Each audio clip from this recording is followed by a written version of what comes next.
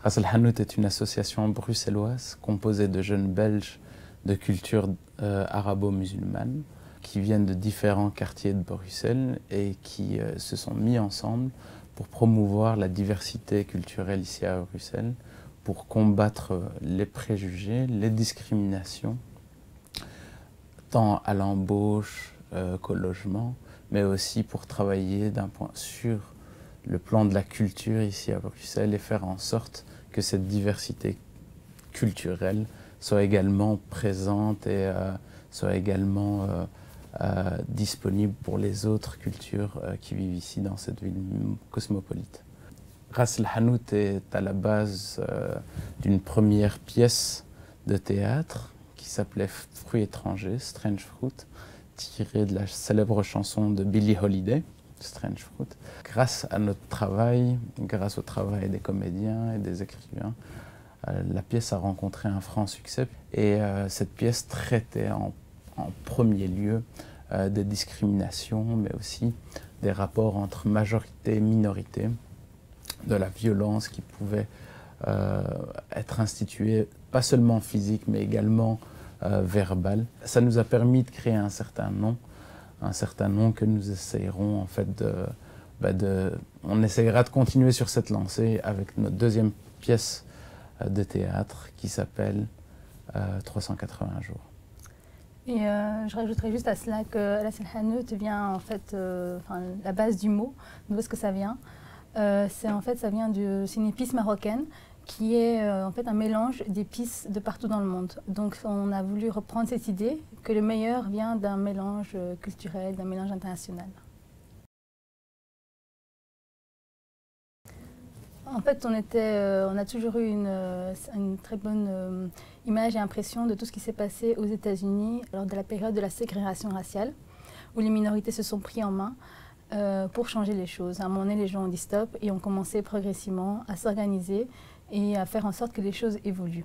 Il y a à ce moment-là une espèce de grande solidarité auprès de tous les Afro-Américains pour changer les choses. Et ils se sont vraiment rendus compte que ce n'était plus possible de continuer comme cela. Donc on a voulu aller voir là-bas et prendre tout ce qu'on pouvait prendre en quelque sorte et le ramener ici et faire un parallèle entre le mouvement des droits civiques dans les années 60 aux États-Unis et la situation des minorités aujourd'hui en Europe, à Bruxelles, en 2012. Et voir un peu comment est-ce qu'on peut utiliser ce concept d'empowerment qui consiste donc en fait que les minorités, que les gens, quels qu'elles soient, se prennent en main pour pouvoir changer les choses et font en sorte d'avoir les moyens qu'ils peuvent mettre en œuvre pour améliorer les choses. Et donc on essaie donc de faire ce parallèle à travers justement cette pièce de théâtre.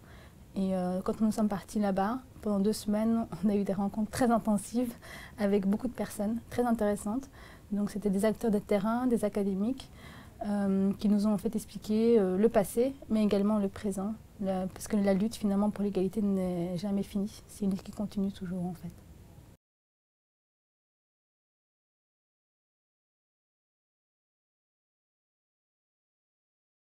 381 jours, en fait, c'est le nombre de jours qu'a duré le boycott des bus à Montgomery, dans l'Alabama, et qui a été initié par le révérend Martin Luther King suite en fait au cas Rosa Parks. Donc il faut savoir qu'en fait aux États-Unis, la ségrégation raciale était tellement stricte que dans les bus, il était interdit aux Noirs de se mettre devant, les places de devant étaient réservées aux Blancs. Et Rosa Parks a refusé cet état, s'est donc mise devant, a été arrêtée et son cas a été jugé. Et par la suite, en fait, cet événement sera la base d'un mouvement extraordinaire de solidarité au sein de la communauté afro-américaine, un mouvement extraordinaire de prise en main de tout un groupe d'individus qui vont se battre en fait pour les droits de chacun, de cette minorité qui était fort discriminée. Et donc le révérend Martin Luther King va organiser le boycott des bus de Montgomery. Ça va durer 381 jours avant qu'il y ait une décision de justice en leur faveur. Et cet exemple en fait de succès, cet exemple de combat, cet exemple de solidarité et cet exemple de prise en main, vraiment, nous a fortement marqué et nous a nous a fait penser en quelque sorte que ce serait l'un des meilleurs titres que l'on pouvait donner à notre pièce. Une pièce qui voulait en fait refléter donc cette prise en main, ce travail collectif et cette conscience de groupe, quoi. Oui, parce qu'il faut savoir à ce moment-là que la situation des Afro-Américains, je veux dire la situation financière, n'était déjà pas très bien. Et le fait de ne pas pouvoir prendre de bus, ce n'était pas vraiment un luxe qu'ils pouvaient se permettre, parce qu'ils n'avaient pas tous une voiture, ils n'avaient pas tous un vélo. Même le vélo, c'était quelque chose d'assez cher pour eux. Et ils se sont vraiment organisés en communauté, ils se sont achetés des vélos en collectivité, des voitures en collectivité. Ils se sont organisés pour se rendre au travail, pour se déplacer pendant 381 jours sans prendre le bus. Et c'est un effort énorme et c'est aussi un superbe exemple de solidarité. Tout était séparé, il y avait aussi des sittings qui étaient organisés, donc les Afro-Américains allaient s'asseoir dans les restaurants, on leur interdisait l'entrée, ils disaient on va s'asseoir ici. Et il y avait ce mouvement aussi de non-violence qui est très important. Qui était en fait inspiré de ce que Gandhi avait fait en Inde et qui consistait à dire si on nous frappe, on ne répond pas. Et au moment où les sittings étaient organisés, ils allaient et ils enlevaient tout ce qui pouvait être utilisé contre eux. Donc il y avait vraiment une organisation derrière. Et cette organisation était vraiment faite par chaque individu. Donc c'était vraiment une collectivité qui faisait cela. Ils enlevaient par exemple les ceintures pour pas que les ceintures puissent être utilisées pour les frapper en fait.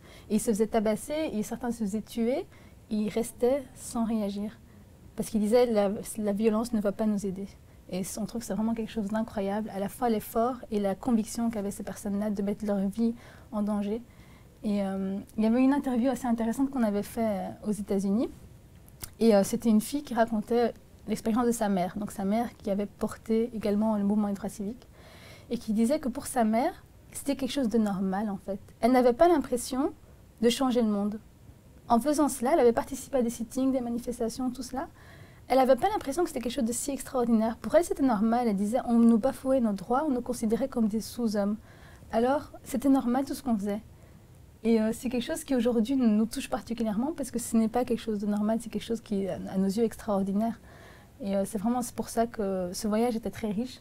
Et on espère apporter le maximum pour les personnes ici, en fait. Donc 380 jours tentent d'insuffler. Pour résumer, cet esprit de combativité, de solidarité, de prise en main aux discriminés d'aujourd'hui pour leur dire voilà, il ne s'agit pas d'accepter la situation telle qu'elle est, il faut se battre pour un avenir meilleur pour tout le monde, quoi. Exactement, c'est le message qu'on veut faire passer, mais également il y a un message comme quoi la lutte pour l'égalité n'est jamais acquise. Donc ce qu'on remarque aussi, parce qu'on parle beaucoup du mouvement de droits civiques, que c'est fabuleux, c'est merveilleux, mais il y a aussi quelque chose qu'on a remarqué, c'est qu'au moment où la loi a été votée, la loi abolissant la ségrégation raciale a été votée, il y a eu un espèce de... c'est pas vraiment de laisser tomber, mais on a pensé à cette époque-là que l'égalité était acquise, un relâchement justement. Et en fait, ensuite, ils ont commencé à accepter que le racisme était toujours là, mais la loi a été votée, alors c'est bon. Mais non, c'est pas vrai. La loi a été votée, c'était un énorme pas, mais l'égalité n'est jamais acquise. Et quand on regarde aujourd'hui encore la situation, que ce soit aux États-Unis ou en Europe, on voit clairement que l'égalité n'est toujours pas acquise, qu'il ne faut jamais cesser de lutter. Parce que les discriminés d'aujourd'hui ne sont peut-être pas les mêmes qu'hier, c'est peut-être pas la même forme de discrimination, mais il y en a toujours et il y en aura toujours. Il faudra toujours faire en sorte de rester éveillé et de lutter pour que les droits qui ont été acquis par le passé ne soient plus bafoués. Le programme en question, justement, qui nous a permis d'aller aux États-Unis, nous a appris énormément sur deux domaines. Le premier étant en termes de connaissances, donc l'histoire, les personnes, qu'est-ce qu'elles ont fait, les actions qui ont été prises.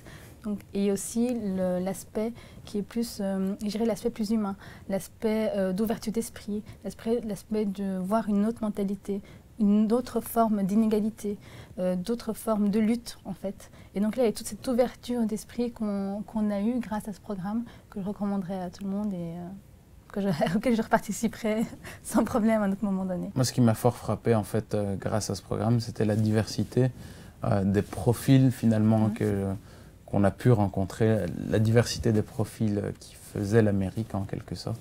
Ça m'a fort marqué de rencontrer des gens qui venaient vraiment de n'importe où sur la planète, n'importe où sur Terre, et qui vraiment se considéraient comme américains grâce grâce à leur travail et grâce à leur situation, mais vraiment, cette diversité donc, des origines et des cultures, malgré ça, un sentiment d'appartenance à une nation très fort, c'est quelque chose qui m'a fort marqué. L'autre chose qui m'a fort marqué, c'était la première fois pour moi que je visitais les États-Unis.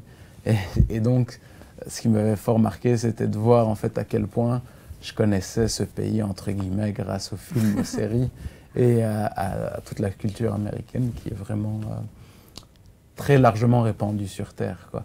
Et donc, en plus de tout ce qu'a dit Hassan donc, sur la force des gens, etc., voilà, ces deux aspects-là m'ont fort marqué, quoi. C'était vraiment des très belles rencontres, des réunions. On était en réunion tout le temps, en fait, toute la journée. Mais le soir, le soir, nous, on se faisait des réunions entre nous pour faire les debriefings, etc. Mais c'était fatigant dans un sens positif, en fait. C'était tellement d'informations qu'on a emmagasinées. C'était un vrai plaisir, en fait, de pouvoir entendre autant de choses différentes, d'apprendre autant en si peu de temps. C'était vraiment condensé. Et c'est vrai qu'on avait à chaque fois l'impression, on n'a pas eu assez de temps pour plus parler à la personne. Fatalement, le temps est limité.